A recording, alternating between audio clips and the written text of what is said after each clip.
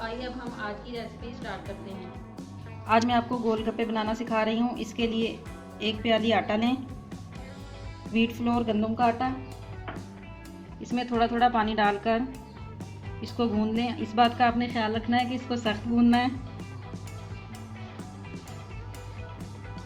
देखिए इस तरह से आपने इसको सख्त गूंदना है और इस बात का ख्याल रखना है कि इसमें मैंने कुछ भी नहीं डाला है। आपने देखा है सिर्फ आटा गूंदा है, व्हीट फ्लोर। आटे को अच्छी तरह से गूंदने के बाद इसको एक शॉपर में डालकर आधे घंटे के लिए फ्रिज में रखते हैं। अगर आपके पास शीट नहीं है तो कोई बात नहीं, हम पाकिस्तानी हर चीज़ का मुतबादिल ढूंढ लेते हैं। इसको आधे घंटे के लिए फ्रिज में रख दें। इतनी देर के लिए हमने आटा फ्रिज में रखा है। हम खजूर की मीठी चटनी बना लेते हैं। इसके लिए मैंने 1 पाव खजूरें लेकर उनकी गुठलियाँ निकाल ली हैं। हमें चाहिए 2 टेबल स्पून गुड़, थोड़ा सा ज़ीरा और काली मिर्चें।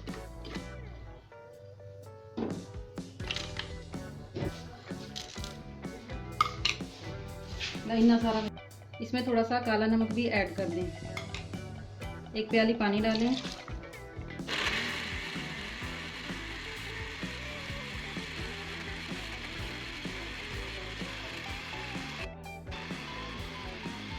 ग्राइंड करने के बाद इसको एक बाउल में निकाल लें। अब गोलगप्पों की सबसे मेन और मज़ेदार चीज़ खट्टा पानी बनाने के लिए हमें जो चीज़ें चाहिए वो नोट डाउन कर लें। पुदीना, टाटरी 1 टीस्पून, 1 चुटकी काला नमक, 1 टीस्पून नमक। तो ये मैंने 1 पाव इमली लेकर इसकी गुठलियाँ निकाल ली हैं। थोड़ी देर भिगो कर रखने के बाद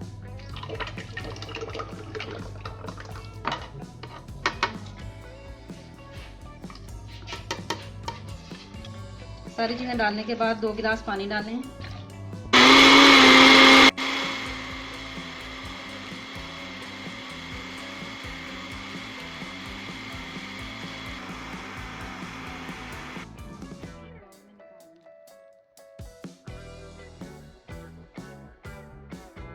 दही की चटनी बनाने के लिए थोड़ी सी हरी मिर्चें, सब्ज़ धनिया, पुदीना और 1 चुटकी ज़ीरा डालकर चटनी ग्राइंड कर लें।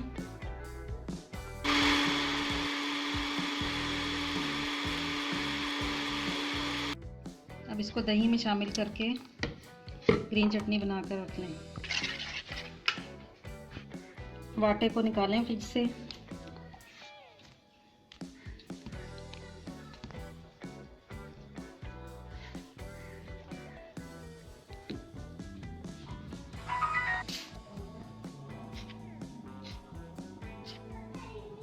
इस तरह से छोटे छोटे पेड़े बनाकर इनको बेल लें।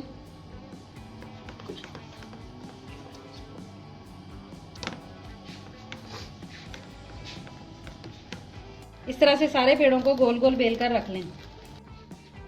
अब एक कढ़ाई में ऑयल गरम करें। ऑयल को तेज़ गरम करना है और ऑयल ज़्यादा डालना है, कम नहीं रखना।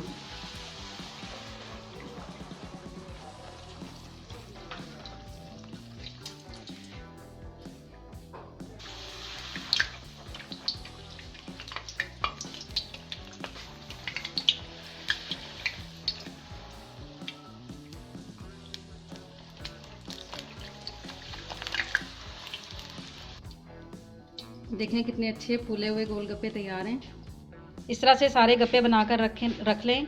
ये देखें किस तरह से फूले हुए बने हैं। अब हम गप्पों की प्लेट तैयार कर लेते हैं। गोलगप्पों की फिलिंग के लिए मैंने थोड़ी सी बूंदी लेकर भिगो कर रखी थी।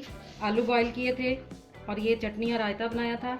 थोड़ी सी प्याज, सबसे पहले थोड़ी थोड़ी प्याज डालें। अब इसमें बूंदी डालें।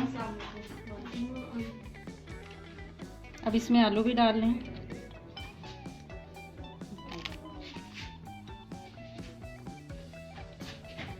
अब हम इसमें सबसे पहले मीठी चटनी डालेंगे।